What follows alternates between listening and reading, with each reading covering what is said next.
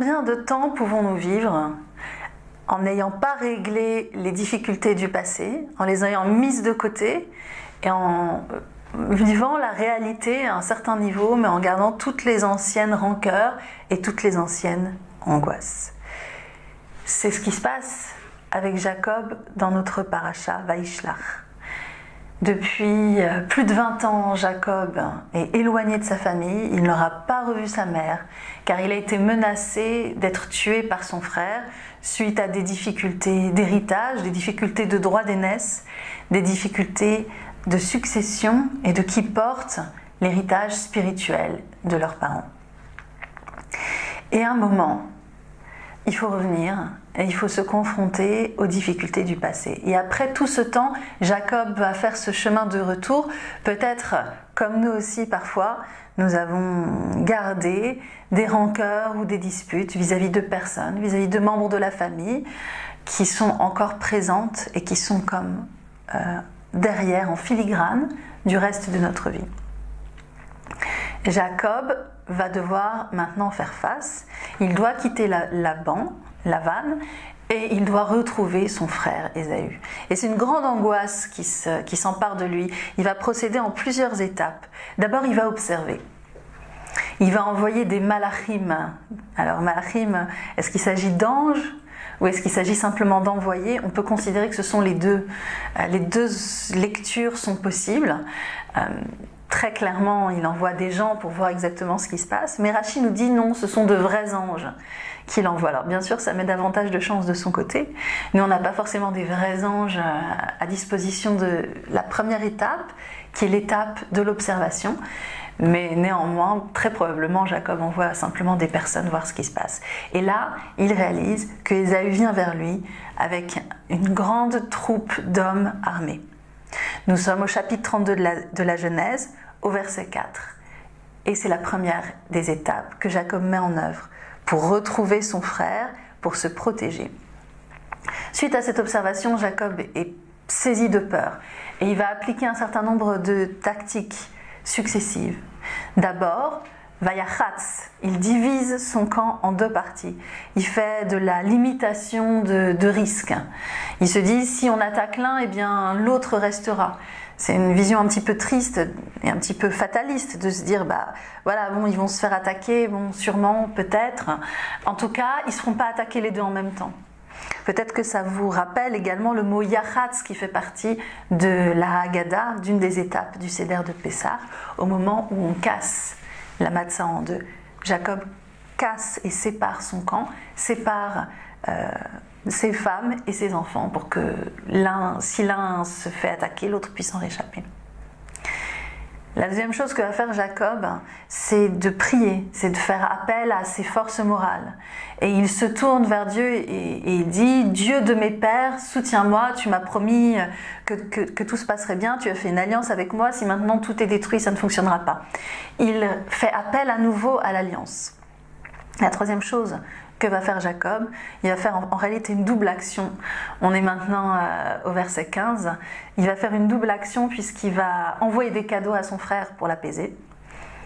Ça, c'est une chose. Donc, chercher la paix, donner de soi, partager, essayer d'être pas dans une logique de concurrence, mais ce que j'ai, je le partage avec toi. Mais il va le faire d'une façon très très subtile et intelligente, puisqu'il va envoyer les cadeaux en plusieurs étapes. C'est-à-dire que par 3 fois, des envoyés, à nouveau, iront rejoindre Ésaü et diront, voilà, alors donc Ésaü les voit arriver de loin, si jamais Ésaü, pour l'instant on n'a pas les détails, est dans une perspective de guerre, il se dit, ah bah voilà mon frère, il se prépare à l'attaque, mais non, pas du tout, ce n'est pas son frère, ce sont des envoyés qui lui amènent un cadeau pour l'apaiser. Et qui disent à chaque fois, ce sont les ordres qu'ils ont reçus de Jacob, qui disent à chaque fois, eh bien, Jacob nous suit. Et donc, quand Ésaü voit de nouveau une troupe approcher, il se dit, voilà, c'est Jacob. Et éventuellement, on n'en sait rien, mais c'est le plan de Jacob. Donc, Ésaü va se préparer de nouveau à guerroyer, mais en fait, c'est encore un autre envoyé qui encore amène un cadeau, qui encore dit, Jacob nous suit, et cela par 3 fois, de telle sorte qu'à la fois les cadeaux prennent de plus en plus d'importance, et la mobilisation guerrière diminue à chaque fois la capacité de mobilisation diminue.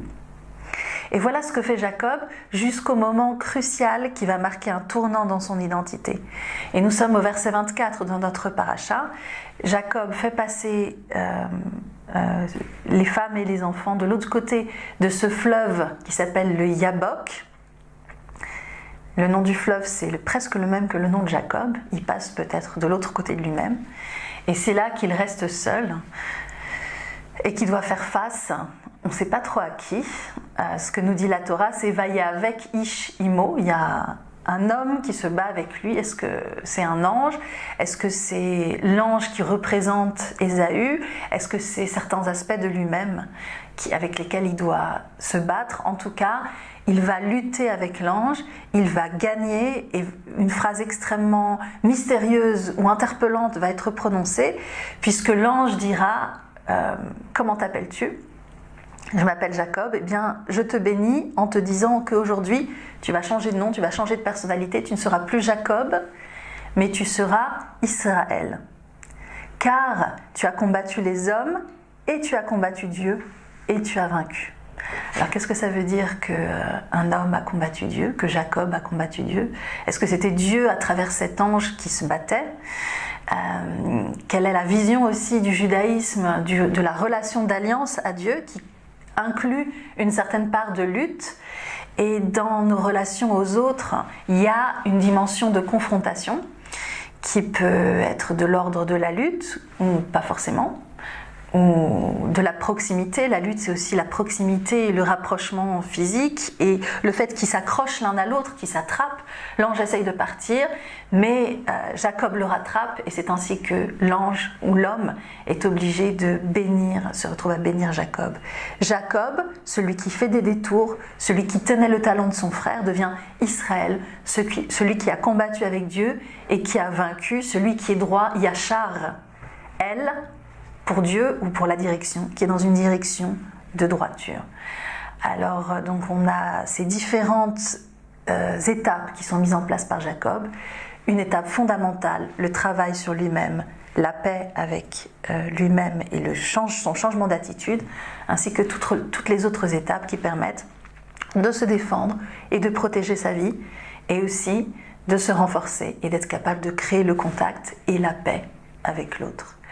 Vaishlach, Jacob envoie des messagers et recrée un contact direct avec son frère, de même que nous avons également la possibilité au moins d'essayer de résoudre les problèmes du passé et de revenir à la maison, quel que soit le nombre d'années depuis lesquelles nous l'avons quitté.